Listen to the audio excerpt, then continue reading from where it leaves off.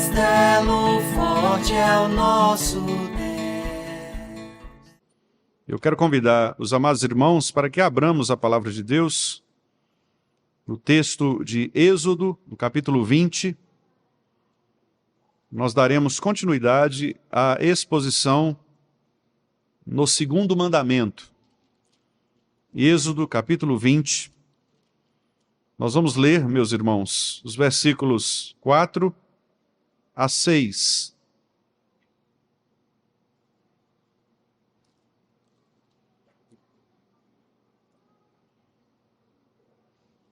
Êxodo 20, 4 a 6. Vamos fazer essa leitura em conjunto, todos nós, a uma só voz, com toda reverência, santo temor, a palavra do nosso Deus. Leiamos.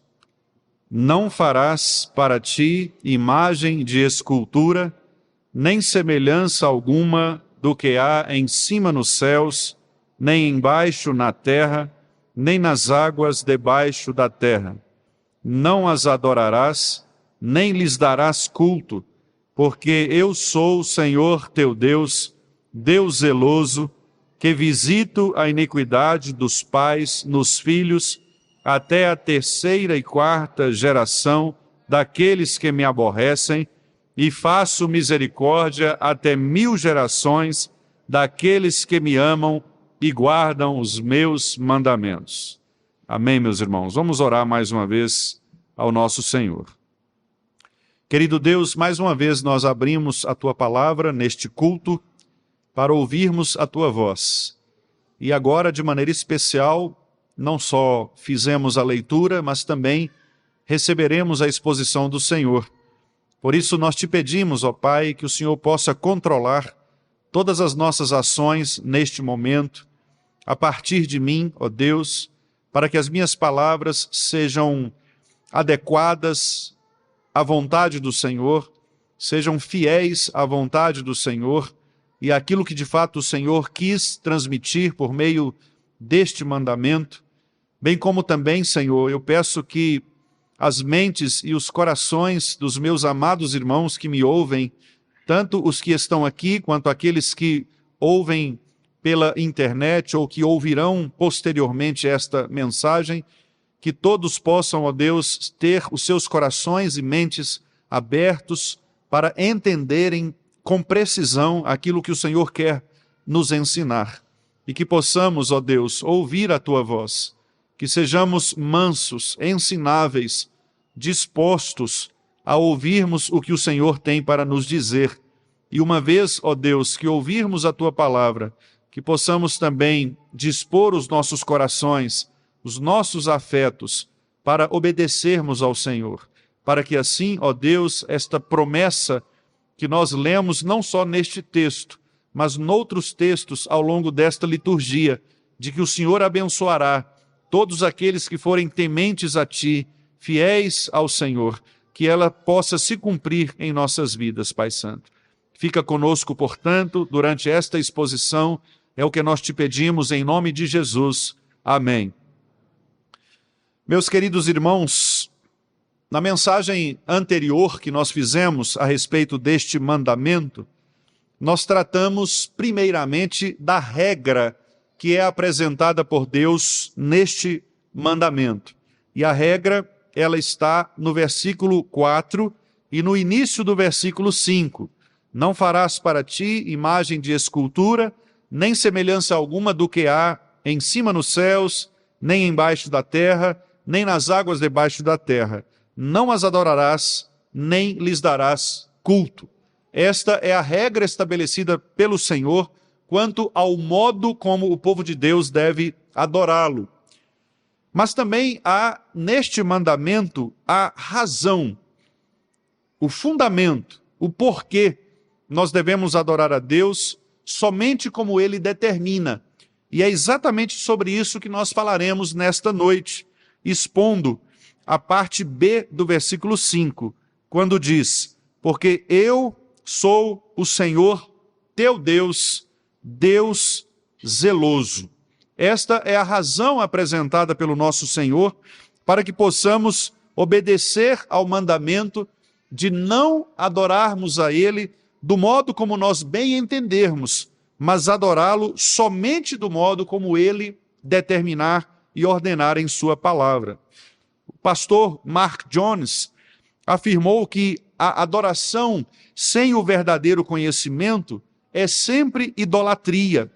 Portanto, meus amados irmãos, qualquer adoração que pretenda ser genuína, conforme exigida por Deus, ela só será possível de nossa parte depois de um conhecimento verdadeiro e respeitoso a respeito de quem Deus é, a respeito de todos os seus atributos e de suas perfeições. Quando os homens adoram a um Deus falso, fabricado conforme os seus próprios instintos, eles cometem a mais abominável idolatria, exatamente porque eles desconsideram o verdadeiro Deus e a quem eles deveriam adorar e o modo como eles deveriam adorar. Foi por essa razão, então, que o nosso Senhor, Ele não apenas nos ordena que não façamos qualquer imagem a respeito de si mesmo, mas Ele também nos oferece esse motivo básico, fundamental para isso, que é: eu sou o Senhor teu Deus, Deus zeloso. Quando nós falamos, meus irmãos, das perfeições de Deus, isto é sempre algo grandioso demais para qualquer um dos homens. Nenhum ser humano pode penetrar nas profundezas mais secretas de Deus. Isso porque nós somos tão limitados que é simplesmente impossível sequer desejarmos de maneira santa o conhecimento completo de Deus. Foi por isso que, com sabedoria, o pastor João Calvino afirmou que a majestade de Deus é muito alta para que nela penetrem os mortais, que, como pequenos vermes, apenas rastejam sobre a terra. Portanto, ao criar o ser humano à sua imagem e semelhança, o nosso Senhor Deus, Ele também nos concedeu parte de suas perfeições. Falamos dessas perfeições em Deus e também nos seres humanos. As perfeições em Deus são aqueles afetos, aquelas afeições que todos nós seres humanos temos em razão de sermos imagem e semelhança do Senhor. O pastor Jonathan Edwards afirmou que as afeições, os afetos, são a mola que põe o ser humano em ação em todos os assuntos da vida e faz com que o ser humano possa se comprometer em todos os seus empreendimentos. Por isso, meus amados irmãos, nossos afetos, as nossas afeições, eles são a fonte das vontades humanas. Representa tudo aquilo que nós fazemos, que nós realizamos, que nós desejamos. Então, ao nos criar com estas afeições, o Espírito Santo do Senhor colocou em nosso coração propriedades afetivas muito importantes, como o amor, a misericórdia, a bondade e a justiça. Essas afeições, contudo, meus amados irmãos, elas foram destruídas em razão da queda. E é exatamente por isso que elas só podem ser entendidas e reconstruídas em nossos corações a partir da conversão na pessoa de Jesus Cristo. Porque em Jesus Cristo nós somos recriados para exatamente voltarmos a adorar a Deus o Pai em espírito e em verdade. Mas mesmo assim, meus irmãos, tendo estas afeições atingidas pelo pecado e pelo fato de qualquer ser humano possuir a imagem de Deus, todos nós também percebemos as perfeições de Deus no caráter das pessoas. Por essa razão nós vemos nas mais variadas pessoas, mesmo entre os ímpios, aquelas que são bondosas, amorosas, justas.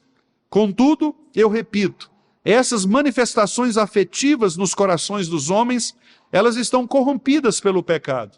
E exatamente por essa razão, as perfeições humanas que deveriam glorificar a Deus, elas se distanciam desse alvo de glorificar e adorar o Senhor e acabam produzindo as mais abomináveis idolatrias. Aquele amor que deveria ser puro, direcionado a Deus, ele acaba sendo pervertido e interpretado de maneira enganosa. A justiça, que deveria ser a retidão, conforme o Senhor deseja, ela também é pervertida. A bondade, a misericórdia, a compaixão que todos nós deveríamos ter, acabam sendo pervertidas e por isso são distorcidas do verdadeiro caráter e do verdadeiro objetivo traçado pelo Senhor. A palavra de Deus nos ensina, meus amados irmãos, que o nosso Deus, ele é grandioso, infinito em todas as suas perfeições. Por isso, qualquer dos atributos de Deus não são complementos à sua personalidade, como em nós, por exemplo. Quando temos determinada característica, determinado atributo, nós podemos melhorar, nós podemos aumentar, nós podemos até mesmo adquirir novos atributos para a nossa personalidade. Mas este não é o caso de Deus, porque Deus é perfeito. Ele não é como nós. Portanto, ao falarmos que Deus é amor, nós estamos dizendo, na verdade, que o amor é perfeitamente existente em Deus. Ele nasce genuinamente em Deus, que o preserva completo e perfeito. Se falamos de bondade em Deus, nós estamos falando de uma bondade que é absolutamente procedente de toda a perfeição. Se falamos de justiça, nós também estamos afirmando que esta justiça é plenamente completa em si mesma. Portanto, falar das perfeições do nosso Deus significa dizer que nada do que existe pode existir fora de Deus.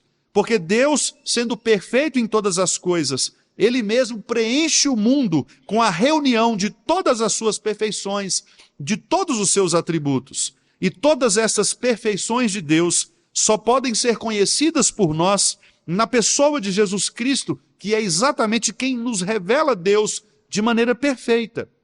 Por isso, citando mais uma vez o pastor Mark Jones, que afirma o seguinte: sem Cristo, os atributos divinos permanecem sem sentido para nós. Só em Cristo podemos entender o verdadeiro Deus vivo e os seus atributos, pois Cristo torna os atributos de Deus belos e acessíveis a nós ao nos resgatar das trevas espirituais e do terror do próprio Deus. E de fato, meus queridos irmãos, em Cristo nós podemos ver todas as perfeições do Pai. E neste mandamento, de maneira específica, Deus revela um dos seus mais poderosos atributos. A palavra que nós lemos aqui é a palavra de que Deus é um Deus zeloso. Este é um atributo grandiosíssimo do nosso Pai. A palavra zelo, que é caná aqui em hebraico, ela significa ciúme, ser ciumento. Eu sei que quando falamos de ciúmes no contexto humano, nós sempre temos em mente a nossa própria paixão. E geralmente nós pensamos em uma paixão ruim, incontrolável, às vezes quase irracional, indesejável e que pode levar a sérias consequências se forem interpretadas erradamente. Contudo, meus amados irmãos, eu quero apresentar a vocês 3 imagens que as Escrituras fazem a respeito do que é o ciúme de Deus, o zelo de Deus. Deus, ele é ciumento, mas o ciúme de Deus não é contaminado pelo pecado. Portanto, as Escrituras apresentam o ciúme de Deus como algo bom, como algo perfeito. Em primeiro lugar, a imagem que aparece para ciúme em Deus é a mesma imagem similar àquele marido amoroso, cuidadoso, zeloso pelo seu relacionamento, que deseja um relacionamento exclusivo com a sua esposa. Aquele marido que jamais aceitaria que qualquer outro homem possuísse a sua esposa. É um marido que guarda, que ama, que protege. O profeta Ezequiel tratou dessa imagem, desse tipo de ciúme, de uma maneira metafórica, simbólica, em 2 parábolas que ele conta na sua profecia a respeito da idolatria de Israel. Os irmãos devem se lembrar que Deus sempre considerou o seu povo, a sua igreja, como a sua noiva. Deus é, portanto, o marido perfeito e a sua noiva, a igreja, o seu povo, é perfeita e preparada para ele. Por isso, as Escrituras em muitos lugares condenam a abominável idolatria, porque consideram esta idolatria como adultério. Apontando, portanto, o que Ezequiel nos diz, no capítulo 16 de sua profecia, trazendo as palavras do próprio Deus, ele registrou assim: eu a condenarei ao castigo determinado para mulheres que cometem adultério e que derramam sangue. Trarei sobre você a vingança de sangue da minha ira e da indignação que meu ciúme provoca. O ciúme de Deus provoca indignação, ira santa. E ele continua: eles destruirão a fogo as suas casas e lhe infligirão castigo à vista de muitas mulheres. Porei fim à sua prostituição. Aqui uma referência à idolatria, à traição do povo de Deus, ao buscar um outro senhor, um outro marido. E você, continua Ezequiel, não pagará mais nada aos seus amantes. Então a minha ira contra você diminuirá, e a minha indignação cheia de ciúme se desviará de você. Ficarei tranquilo, apaziguado, e já não estarei irado. Ezequiel 16, 38 a 42. E lá no capítulo 23 também, o profeta repete esta mesma ideia ao dizer: dirigirei contra você a ira do meu ciúme, e enfurecidos eles saberão como tratá-la. Cortarão fora o seu nariz e as suas orelhas, e os que forem deixados cairão pela espada. Levarão embora seus filhos e suas filhas, e os que forem deixados serão consumidos pelo fogo. Portanto, essa é, meus irmãos, a primeira imagem que aparece a respeito de Deus quanto ao caráter ciumento de Deus. Essa imagem é, portanto, aquela que representa a mais profunda aliança entre Deus e o seu povo, como um casamento entre um marido e uma mulher, numa mais perfeita aliança. O Senhor Deus, ele não aceita, portanto, que o seu povo divida a atenção com nenhum outro Deus. Por isso ele diz: eu sou o Senhor, teu Deus. O pronome possessivo que aqui aparece, teu, é extremamente importante, porque significa dizer que Deus não compartilha um tipo de casamento polígamo. Deus, portanto, não aceita que o seu povo tenha outros deuses para adorá-los. Ele é ciumento, zeloso do seu relacionamento. A segunda imagem sobre ciúmes que aparece na Bíblia, a respeito de Deus, é aquela que representa um tipo de ferocidade de um guerreiro que se prepara para uma batalha sangrenta e se levanta para vencer esta batalha com muita ira. Isto está registrado em vários lugares, mas um bom exemplo é Isaías 42, 13, quando o profeta diz assim: o Senhor sairá como homem poderoso, como guerreiro despertará o seu zelo, o seu ciúme, com forte brado e grito de guerra triunfará sobre seus inimigos. Isaías 42, 13. Portanto, essa imagem nos mostra que o nosso Deus é um guerreiro poderoso, que se levanta, ele é altamente qualificado para a batalha, e ele sairá para vingança feroz e poder destruidor contra todos os seus inimigos, porque ele é zeloso, ele tem ciúme pelo seu povo, pelos seus decretos, pelo seu plano, portanto ele não permitirá que ninguém o afronte, que ninguém desafie a sua autoridade, a sua soberania. A terceira e última imagem que nós podemos representar aqui a respeito do ciúme de Deus é quando esta característica, essa perfeição do Senhor aparece como fogo nas Escrituras. O fogo aparece como fogo do amor, uma intensa paixão, ou também o fogo da ira de Deus.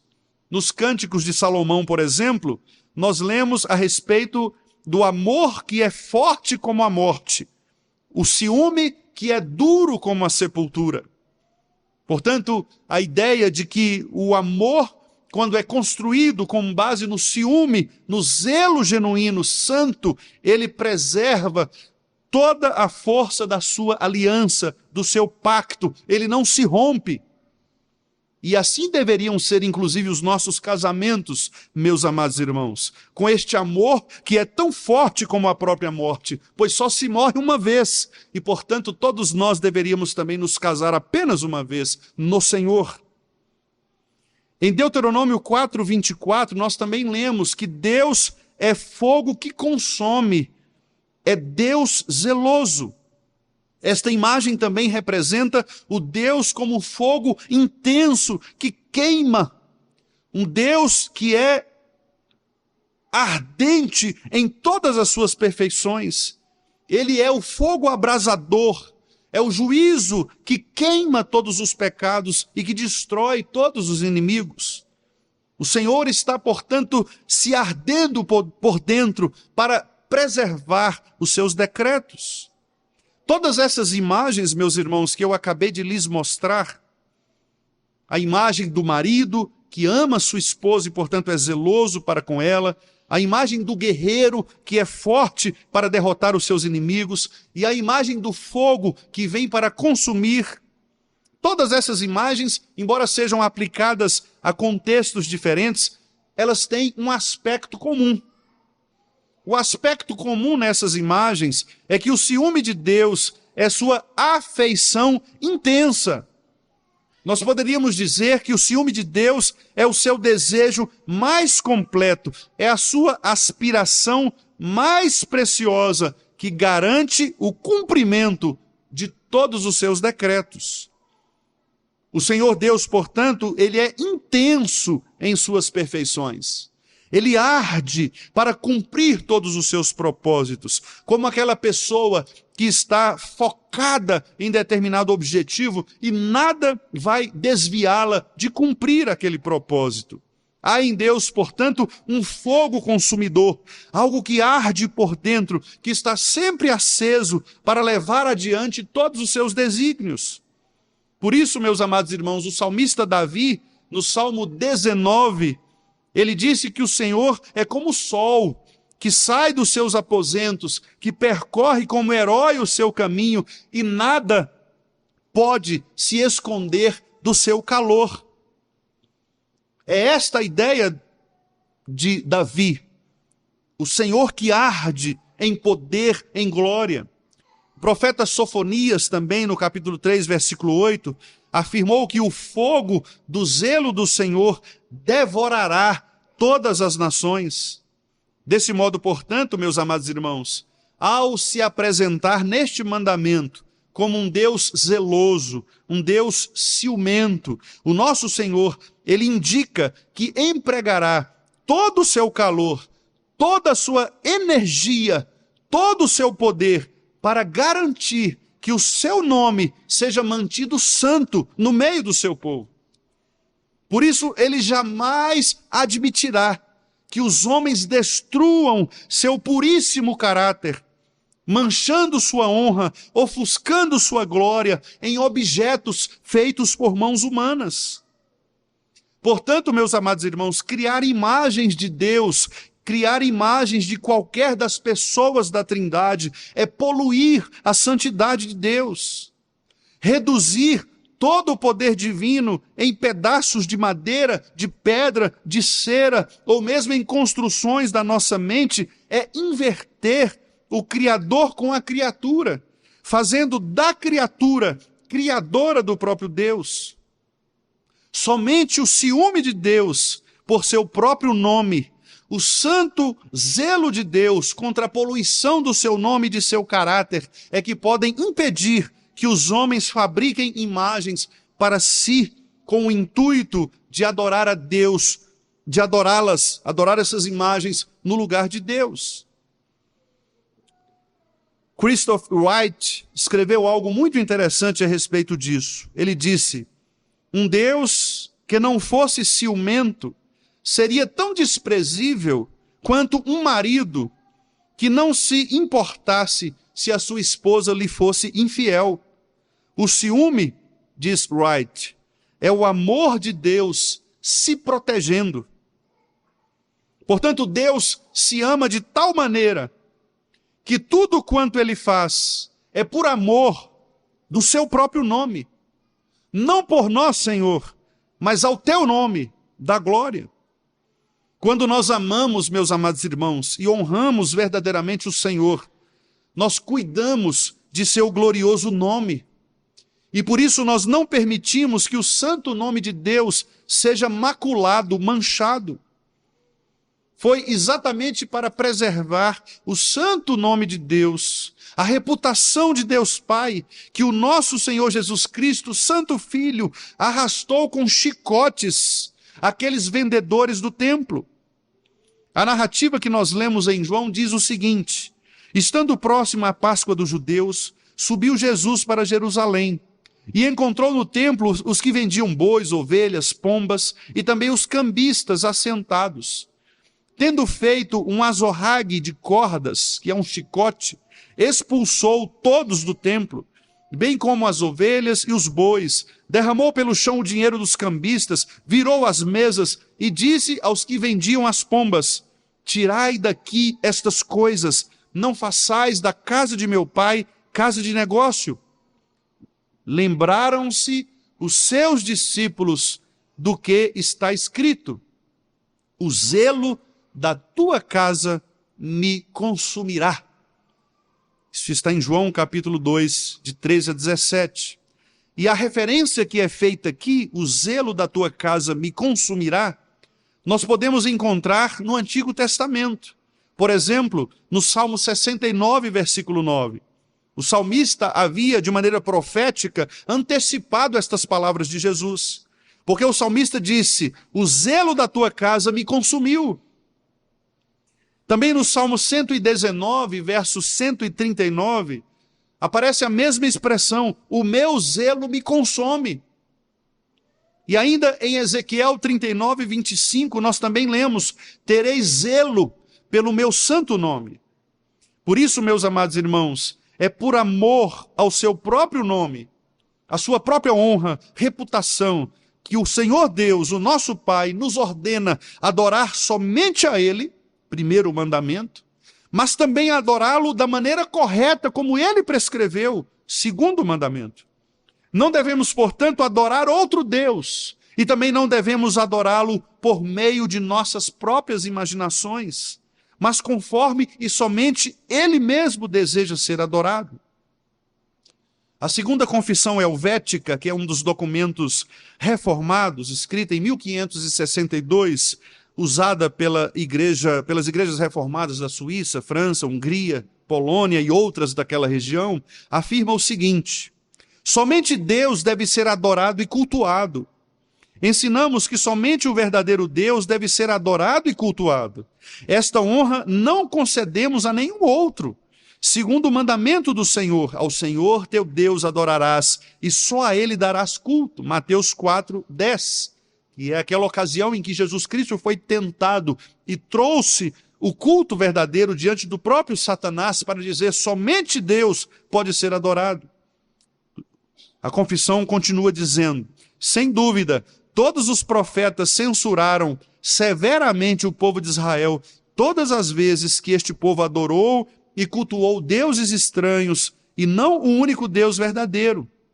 Nós ensinamos que Deus deve ser adorado e cultuado como Ele mesmo nos ensinou a cultuá-lo, a saber, em espírito e em verdade, João 4, 23. E não com qualquer superstição, mas com sinceridade, segundo a sua palavra, para que em tempo algum não venha Ele a dizer-nos: quem vos requereu o só pisardes nos meus átrios? Isaías 1,12, Jeremias 6,20. Paulo também diz: Deus não é servido por mãos humanas, como se de alguma coisa precisasse. Atos 17, 25. Os nossos irmãos, portanto, definiram o ponto de que a adoração a Deus, meus amados irmãos, é algo seríssimo da parte do povo de Deus. E nós temos de ter muito cuidado, portanto, para não criarmos nenhum tipo de imagem do nosso Deus, de Jesus Cristo e nem do Espírito Santo. Por isso, com muita sabedoria, a Igreja Presbiteriana do Brasil reviu a condição da sua sarça, tirando dali aquela imagem de uma pomba que poderia sugerir a quebra deste mandamento. E por isso muitos dos nossos irmãos ainda militam para que figuras de Jesus Cristo sejam retiradas dos nossos materiais, para que nenhuma imagem do nosso Senhor seja feita. Porque a única imagem que nós devemos ter de Deus é exatamente aquela que nós lemos na Sagrada Escritura, do Verbo que se fez carne, habitou entre nós, e nele é que nós vemos a glória do Pai. Por isso, meus amados irmãos, Deus, Ele anuncia: eu sou um Deus ciumento, zeloso, eu tenho prazer em manter o meu nome com boa reputação. Não aceitarei jamais que o meu nome seja manchado por imagens que as pessoas criem. Não aceitarei jamais que o meu nome seja reduzido a objetos. Não aceitarei jamais que o meu poder seja confinado a lugares em que os homens criam. O conhecido pastor John Piper afirmou que provavelmente nenhum texto da Bíblia revela mais explícita e claramente a paixão de Deus por sua própria glória, como o profeta Isaías, no capítulo 48.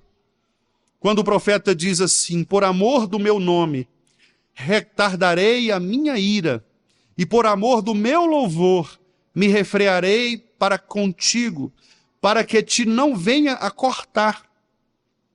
Eis que já te purifiquei, mas não como a prata.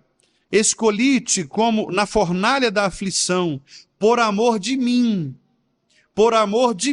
o jurei, o farei, porque como seria profanado o meu nome? E a minha glória não a darei a outrem. Isaías 48, 9 a 11. Aqui nós temos várias expressões neste pequeno trecho. Deus diz, em primeiro lugar, por amor do meu nome. Segundo lugar, por amor do meu louvor. Terceiro lugar, por amor de mim. Quarto lugar, ele repete, por amor de mim. Quinto lugar, como seria profanado o meu nome? Sexto lugar, a minha glória não a darei a outrem. Neste pequeníssimo trecho nós temos, portanto, irmãos, esta ideia claríssima de que Deus jamais permitirá que a sua glória seja repartida.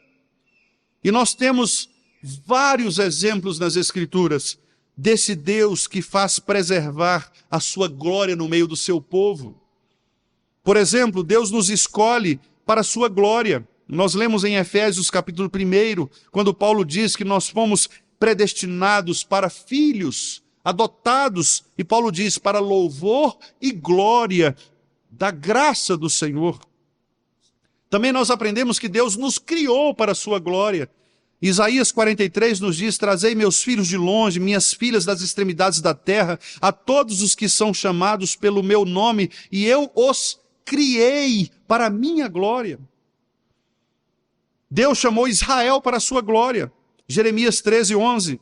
Tu és o meu servo, és Israel, aquele por quem hei de ser glorificado. Isaías 49, 3. Agora Jeremias 13, 11 diz, eu liguei a mim toda a casa de Israel e toda a casa de Judá, diz o Senhor, para me serem por povo e por nome e por louvor e por glória. A Bíblia diz, meus irmãos, que Deus resgatou Israel do Egito para a sua glória. Salmo 106. Não obstante, ele o salvou por amor do seu nome, para fazer conhecido o seu poder. Salmo 106, 8. Deus levantou o Faraó para manifestar o seu poder e glorificar o seu nome. Em Romanos 9, 17 nós lemos, porque a Escritura diz a Faraó, para isto mesmo te levantei, para em ti mostrar o meu poder e para que o meu nome seja anunciado em toda a terra. Deus controla os desígnios dos ímpios. Deus venceu o Faraó no mar para manifestar sua glória. Êxodo capítulo 14, versículo 8 e 18, depois também o versículo 17, quando diz, e os egípcios saberão que eu sou o Senhor, quando for glorificado em Faraó, nos seus carros e nos seus cavalarianos. Deus manteve Israel no deserto para a glória do seu nome. Ezequiel 20:14, o que fiz, porém, foi por amor do meu nome, para que não fosse profanado diante dos olhos dos gentios, perante a vista dos quais os fiz sair. Meus irmãos, Deus deu a Israel a vitória em Canaã para a glória do seu nome. 2 Samuel 7:23, e quem há como teu povo, como Israel, gente única na terra, a quem Deus foi resgatar para seu povo, para fazer-te nome e para fazer-vos estas grandes e terríveis coisas à tua terra, diante do teu povo, que tu resgataste do Egito, desterrando as nações e os seus deuses. Meus irmãos, Deus salvou Jerusalém dos ataques para a glória do seu nome. 2 Reis 19:34, porque eu ampararei a esta cidade para a livrar por amor de mim, diz o Senhor, por amor do meu servo Davi, diz o Senhor. Meus irmãos, Jesus Cristo procurou sempre a glória do seu Pai em tudo aquilo que ele fez. João 7:18, quem fala de si mesmo busca sua própria glória, mas o que busca a glória daquele que o enviou, esse é verdadeiro e não há nele injustiça. Jesus nos disse para fazermos boas obras, a fim de que Deus possa ser glorificado. Mateus 5,16, assim resplandeça a vossa luz diante dos homens, para que vejam as vossas boas obras e glorifiquem a vosso Pai que estás nos céus. Jesus advertiu que nós não devemos buscar a glória de Deus sem a fé. João 5,44, como podeis vós crer, recebendo honra uns dos outros, e não buscando a honra que vem só de Deus? Jesus disse, meus irmãos, que ele responde à oração para que o Pai seja glorificado. João 14,14, tudo quanto pedirdes em meu nome, eu o farei, para que o Pai seja glorificado no Filho. Jesus suportou aquelas horas de sofrimento para a glória do Pai. Em João 12 nós lemos, agora a minha alma está perturbada, o que direi eu? Pai, salva-me desta hora, mas para isto vim a esta hora, Pai, glorifica o teu nome. Então, diz o texto, veio uma voz do céu que dizia, já o tenho glorificado, e outra vez o glorificarei. Deus deu seu Filho, meus irmãos, para vindicar a glória de sua justiça.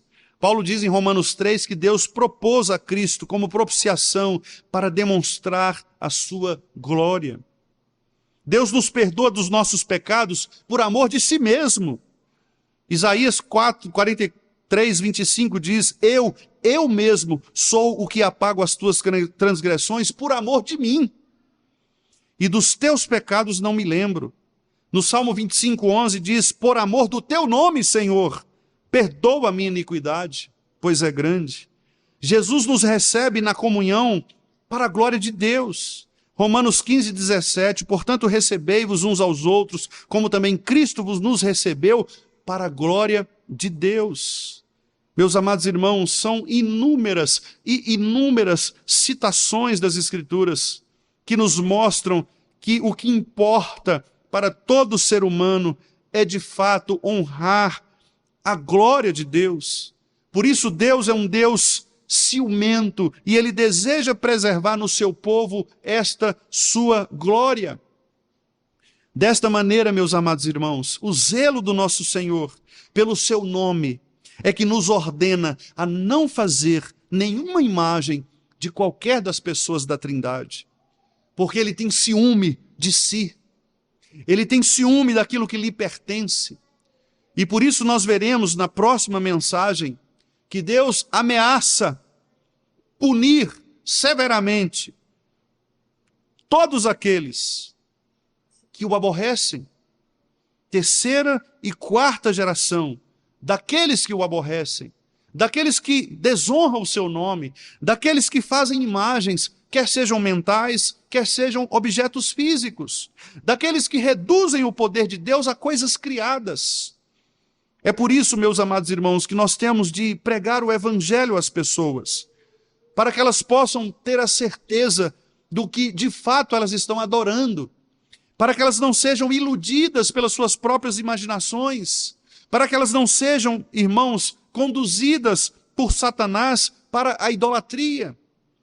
É por isso que nós temos que anunciar Jesus Cristo, o Jesus Cristo glorificado, ressuscitado, não o Jesus Cristo desenhado, pregado na cruz, mas aquele Jesus que está dentro de nós por meio do seu Santo Espírito.